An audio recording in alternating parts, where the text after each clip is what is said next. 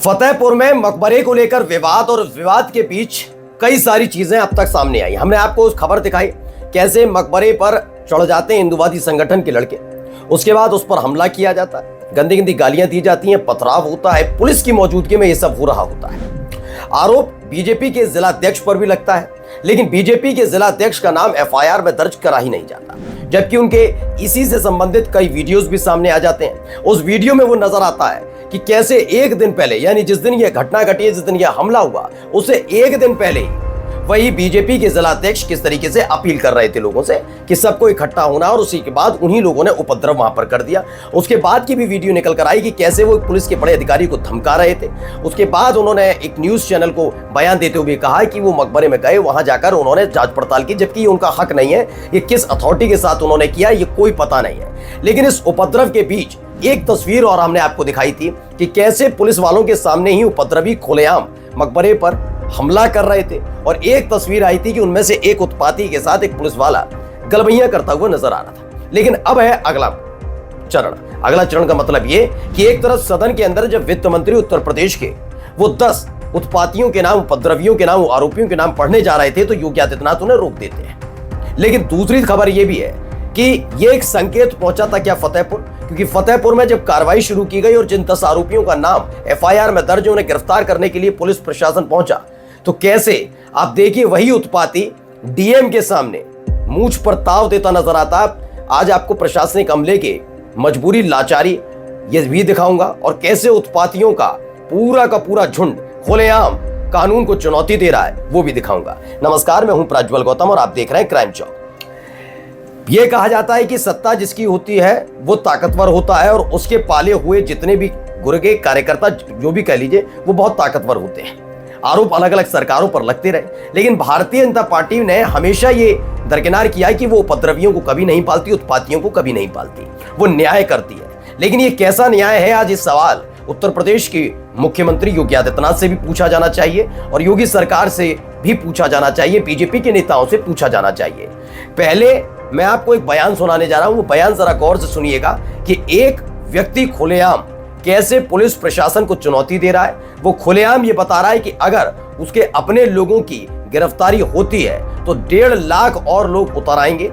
लेकिन सवाल ये उठता है, जब मुट्ठी भर लोगों के सामने लाचार और विवश नजर आई थी फतेहपुर की पुलिस और प्रशासन, क्या 1.5 लाख लोगों को संभाल पाएगी? और इस धमकीबाज के खिलाफ क्या एनएसए के तहत कार्रवाई होगी? क्या इसका घर, मकान, दुकान तोड़ा जाएगा? पहले वो बयान आप सुन लीजिए।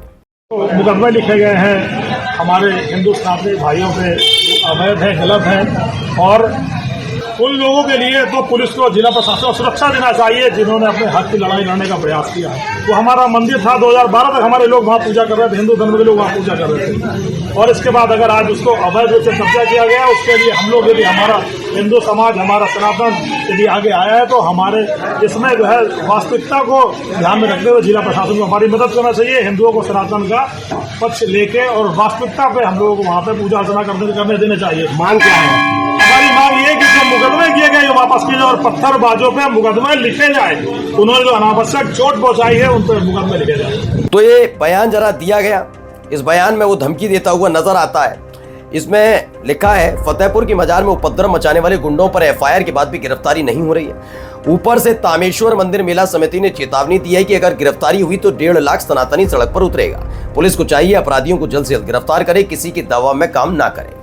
अब आप जरा सोचिए कि कैसे उत्तर प्रदेश में कानून काम कर रहा है। मैं पूरी जिम्मेदारी के साथ इसलिए बार बार ये दोहराता हूं कि क्या ये दौर आ चुका है जिसमें स्पष्ट तौर पर सरकार को यह बता देना चाहिए कि एक देश में एक विधान सिर्फ नारों तक सीमित है, जबकि एक देश में 2 विधान, और खासकर उत्तर प्रदेश में 2 विधान चल रहे हैं। जब भगवादारी होंगे और वो उत्पात काटेंगे तो वो खुलेआम धमकी भी देंगे और पुलिस प्रशासन कार्रवाई करने से बचेगा, और दूसरा पक्ष होगा तो फौरन ही उनके घर, मकान, दुकान पर बुलडोजर भी चलेगा, उनके अपने लोगों को गिरफ्तार भी किया जाएगा, और एनएसए के तहत कार्रवाई भी होगी। अब आप सोचिए, ये व्यक्ति खुलेआम पुलिस प्रशासन को चेतावनी दे रहा है, इसकी इतनी हिम्मत कैसे हुई? इसकी हिम्मत के पीछे की एक तस्वीर मैं पहले आपको दिखा देता हूं, इस बयान को जरा सुन लीजिए। नहीं, 10 लोगों के नामजद है और 11वां 150 लोग अज्ञात। इसमें ज्ञान नाम जो रिपोर्ट है, हम नाम पढ़े दे रहे हैं मानवा।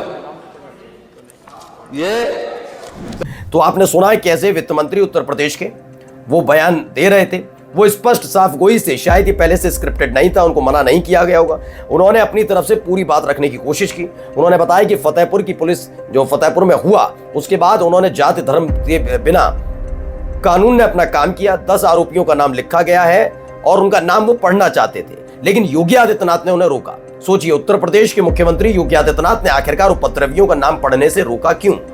क्या वजह ये रही होगी? जबकि खुद एक बार गोमती नगर इलाके में पानी भरने की वजह से एक लड़की फंस गई थी और उसके बाद जो शोधे यहां बदतमीजी कर रहे थे उनका जिक्र करते हुए केवल 2 नाम पढ़े थे योगी आदित्यनाथ ने। एक पवन यादव नाम का व्यक्ति और दूसरा मोहम्मद अरबाज नाम का, यानी एक यादव और दूसरा मुसलमान। और जिस तरीके से उनकी मुस्कान निकल कर आई थी वो समझ में आ रहा था उनका पॉलिटिकल एजेंडा क्या है। वो बात अलग है कि बाद में जांच में पता चला कि जिन 2 नामों का जिक्र योगी आदित्यनाथ ने किया वो वहां मौजूद ही नहीं थे।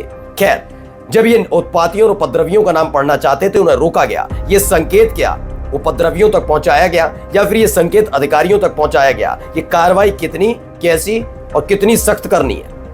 क्यों कह रहा हूं, जरा देख लीजिए ये वीडियो, जरा देखिए, इस वीडियो को देखकर आप समझ जाएंगे। तो इस वीडियो में जरा देखते चलिए। ये डीएम साहब साथ में खड़े हैं, इनका मान रविंद्र कुमार सिंह है। उनके सामने ये दाढ़ी मूछ वाला व्यक्ति हाथ जोड़ता है, कान में कुछ कहते हैं उसके, और उसके बाद मूछों पर ताव देता हुआ नजर आता है। इन्हीं के सामने वो नारेबाजी करते हैं लोग खुलेआम। ये सारे के सारे जितने चेहरे हैं आपको खुद सोचिए, ये वो लोग हैं जो उत्पात काटने के लिए वहां पहुंचे हैं और पहुंच कर वहां पर उत्पात काटा गया, उसके बाद की तस्वीर बताई जा रही है। और ये सब कुछ खुल्लम खुल्ला उत्तर प्रदेश के अंदर हो रहा है। फिर भी अगर योगी आदित्यनाथ कहते हैं कि एक देश एक विधान और सबके लिए सख्त कानून उत्तर प्रदेश में है, तो समझ लीजिए वो आपसे मजाक कर रहे हैं। अगर ऐसा होता तो करनी सेना के वो कार्यकर्ता जिन्होंने रामजीलाल सुमन के काफिले पर हमला किया, तो उनकी पीठ योगी आदित्यनाथ के कैबिनेट मंत्री रघुराज सिंह थपथपाते नहीं। और अगर ऐसा होता तो बहराइच में जो कांड हुआ था, हिंदू मुसलमान वाला दंगा हुआ था, उस दौरान पुलिस के सामने ही मुसलमानों के घरों की बाहर खड़ी हुई गाड़ियों को ये उत्पाती फूंकते नहीं और उन पर सख्त कार्रवाई होती। कितनों पर एनएसए के तहत कार्रवाई हुई अब तक सरकार ने नहीं बताया। साथ ही साथ ये भी देखना है कि जो फतेहपुर में हुआ है कितनों के खिलाफ एनएसए के तहत कार्रवाई होगी। फिलहाल जो ताजा तस्वीरें निकलकर सामने आई हैं कि पुलिस और प्रशासन जिस तरह से नतमस्तक नजर आ रहा है, लगता नहीं है कि वो उस स्तर की कार्रवाई हो पाएगी जिस स्तर की कार्रवाई संभल में पुलिस ने तत्परता दिखाते हुए की थी। नमस्कार।